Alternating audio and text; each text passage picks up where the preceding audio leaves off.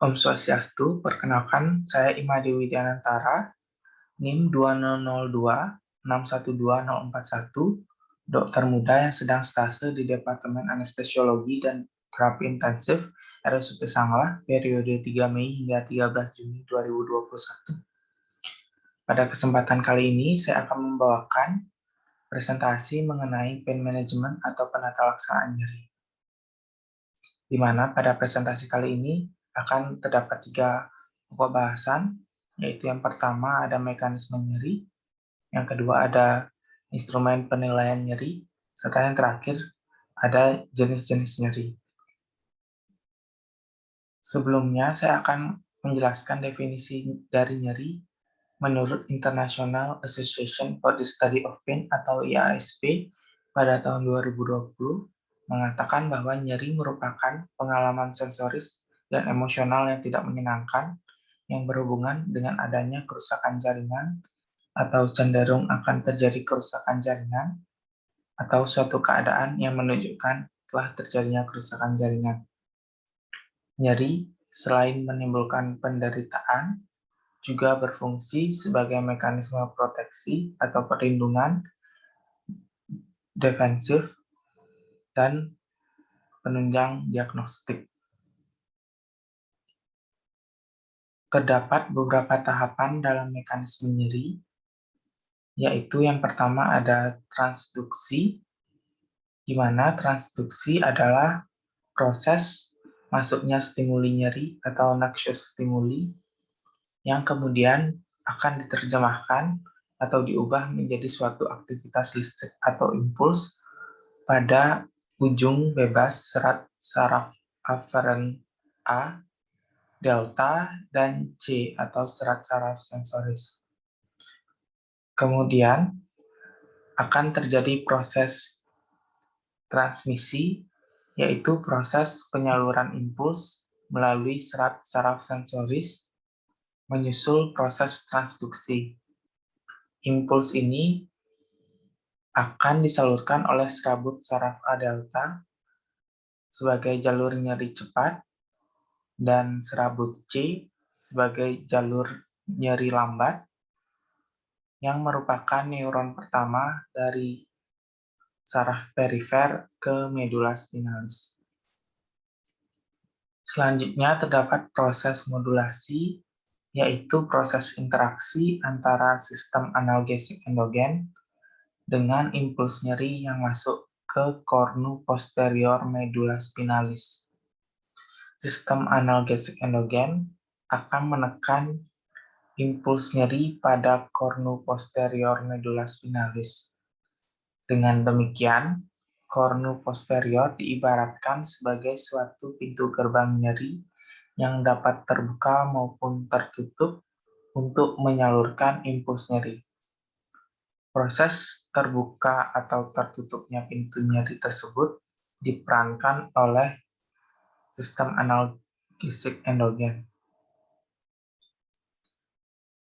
Yang terakhir, terdapat proses persepsi yang merupakan suatu hasil akhir dari proses interaksi yang kompleks dan unik yang dimulai dari proses transduksi, kemudian transmisi, dan modulasi yang akan menghasilkan suatu perasaan yang subjektif yang kita kenal sebagai persepsi nyeri.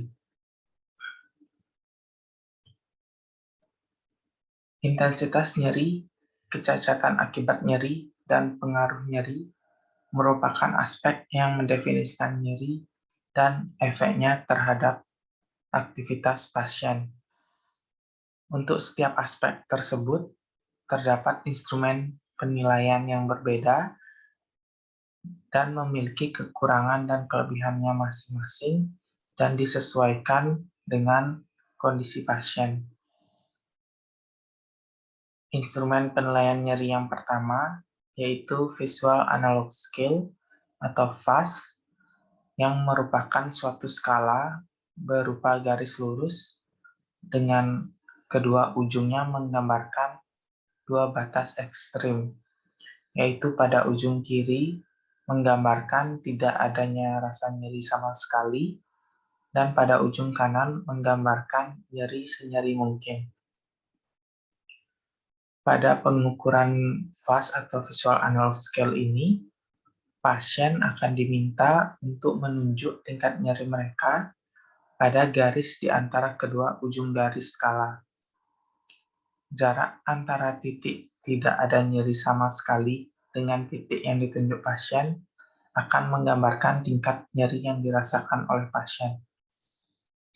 Adapun keunggulan dari instrumen penilaian nyeri VAS ini adalah sensitif untuk menilai perubahan intensitas nyeri, serta mudah dimengerti dan dikerjakan oleh pemeriksa.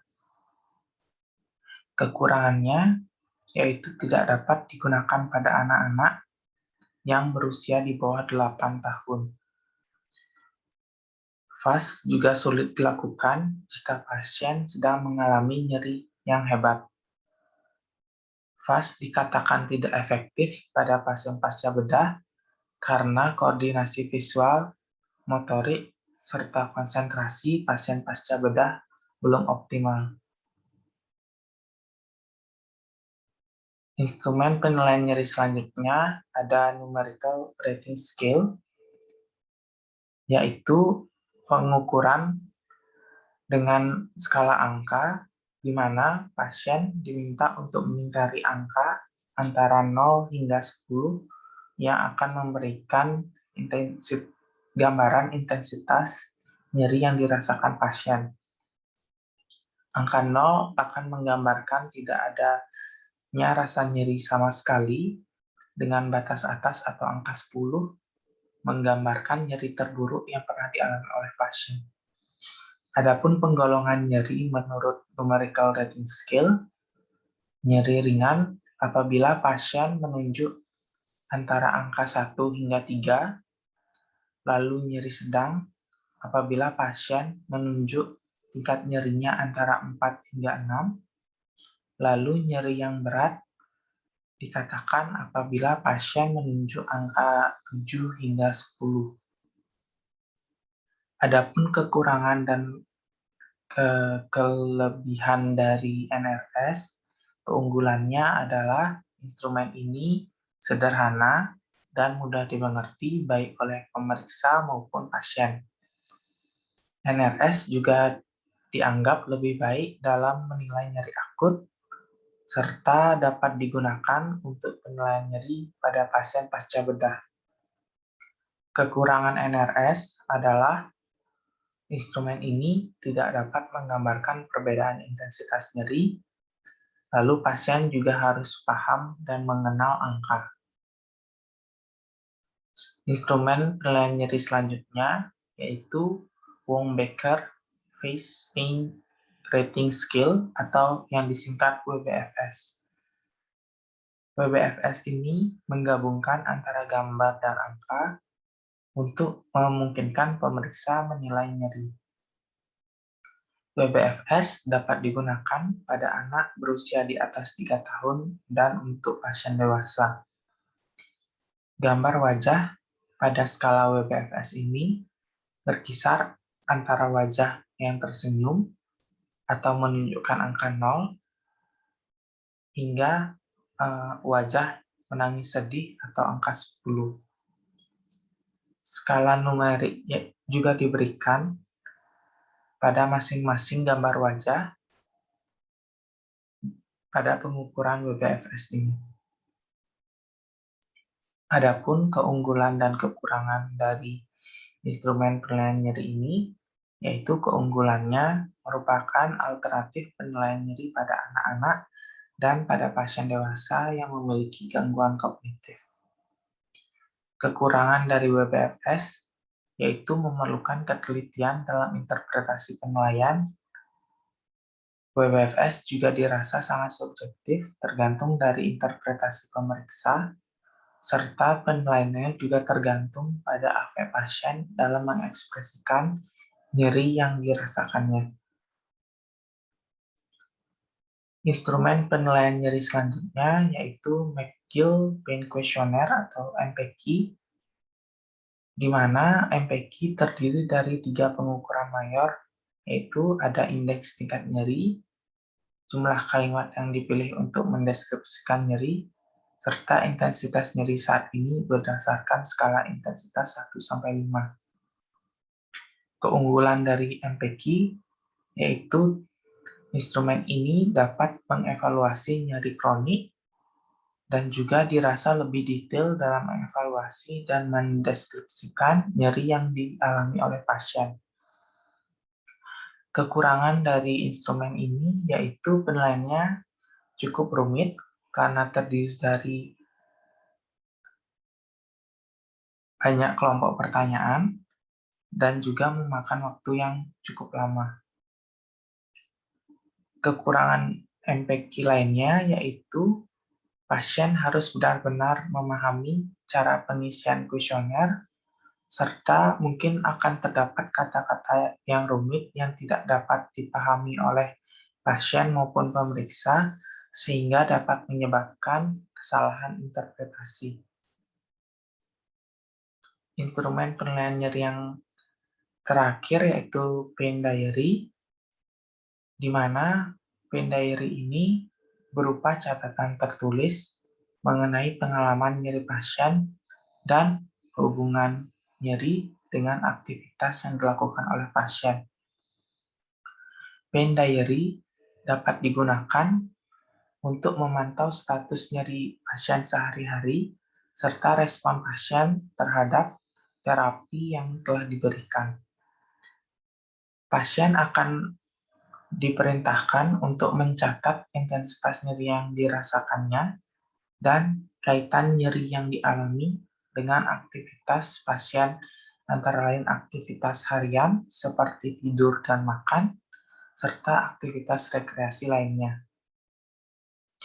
Adapun keunggulan dari pain diary yaitu dapat mengevaluasi nyeri kronik yang bersifat fluktuatif serta dapat mengetahui variasi nyeri setiap hari yang dialami oleh pasien.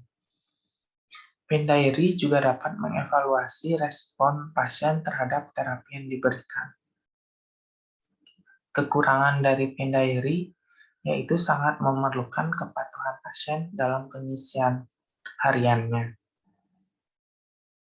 Selanjutnya, saya akan membahas jenis-jenis nyeri, di mana nyeri sendiri dapat dikelompokkan menjadi 3 tipe, yaitu nyeri nosiseptif, neuropatik, serta inflamasi.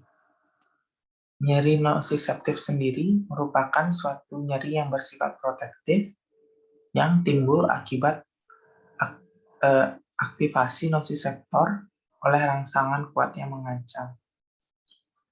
Nyeri nosiseptif terdiri dari nyeri akut, yaitu terdiri dari nyeri somatik dan visceral, serta terdapat juga nyeri alih atau river pain. Nyeri somatik sendiri dideskripsikan sebagai nyeri yang tajam dan umumnya dapat dilokalisasi. Sedangkan nyeri visceral dideskripsikan sebagai nyeri yang tumpul serta sukar dilokalisasi dan dapat menyebar ke tempat lain. Nyeri inflamasi sendiri juga merupakan nyeri protektif dan timbul akibat adanya proses inflamasi. Lalu nyeri neuropatik merupakan suatu reaksi maladaptif akibat perubahan fungsi dari susunan saraf. Nyeri visceral merupakan nyeri yang berasal dari organ internal tubuh seperti jantung, pembuluh darah besar, limfonodi, sistem respirasi, sistem gastrointestinal, struktur urologi, sistem reproduksi, momentum, serta peritoneum visceral. Adapun pencetus dari nyeri visceral dapat diakibatkan oleh iskemia, stimulus kimia, spasme, dan dilatasi organ berongga berlebihan yang akan mengaktifasi nosiseptor atau reseptor nosiseptif profunda pada organ dalam. Nyeri visceral juga merupakan komponen yang penting dalam aktivitas sensoris pada manusia. Nyeri ini merupakan gejala yang menonjol dan banyak kondisi klinis dalam banyak kondisi klinis yang akan menjadi alasan pasien untuk mencari pertolongan medis.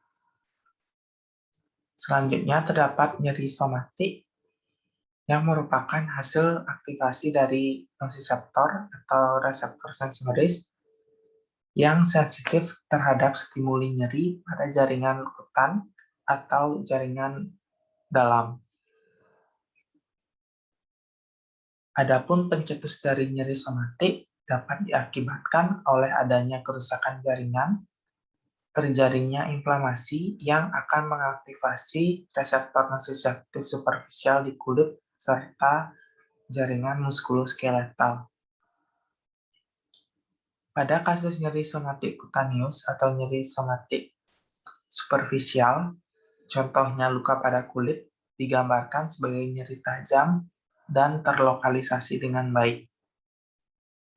Adapun pada kasus nyeri somatik yang timbul pada jaringan dalam atau deep tissues, disebut juga sebagai nyeri somatik dalam, seperti persendian, tendon, serta tulang, dan nyerinya digambarkan lebih berdenyut serta kurang dapat dilokalisasi secara baik.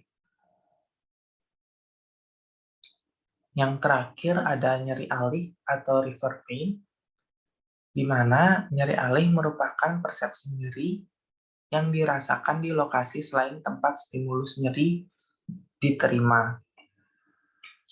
Nyeri alih dapat berupa nyeri visceral maupun somatik, yang dapat dicetuskan oleh aktivasi reseptor nociceptif pada organ visceral yang kemudian terjadi kesalahan proyeksi oleh otak ke daerah somatik. Sekian presentasi yang dapat saya bawakan mengenai pain management atau penata laksanaan nyeri. Mohon maaf bila terjadi kesalahan kata. Dan yang terakhir, saya tutup dengan ucapan terima kasih.